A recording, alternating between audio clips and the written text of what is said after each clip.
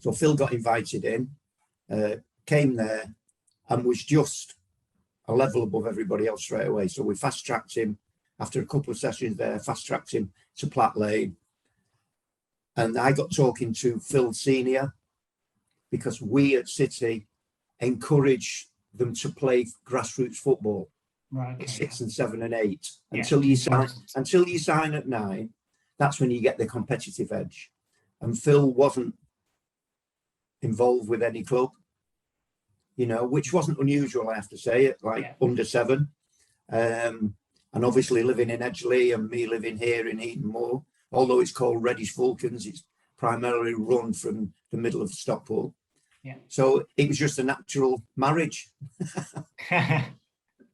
So you took him to Reddish. So he's going to City a couple of times a week, and then I invited him into Reddish Vulcans.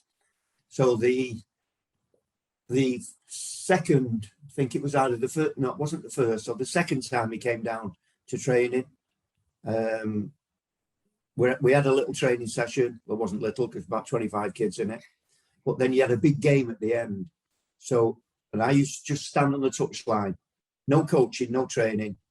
Just let them play. So you've got a quarter of an AstroTurf, full-size Astro. So you've got it in 4 quarters.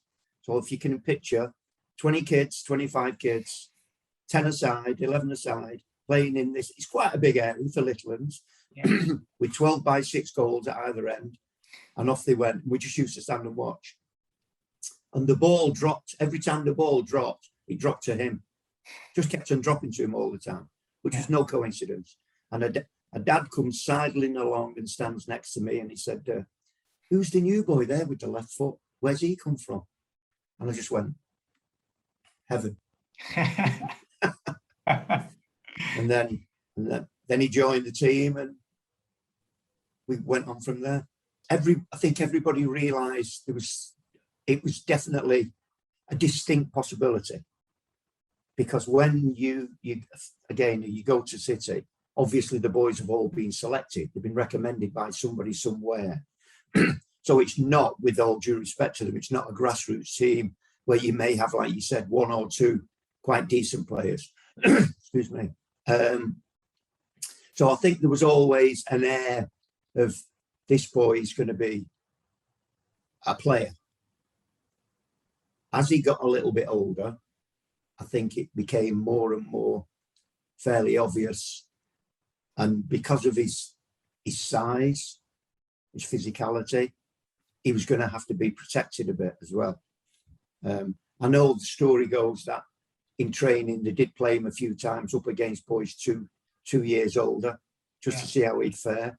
But generally, they looked after him fairly well, because I think they realised, particularly Brian Marwood, I mentioned him when he was 9 and 10, you know, in meetings, that we've heard about this boy you've got in the academy, and he looks like he's got good potential. But it's the best I've ever known.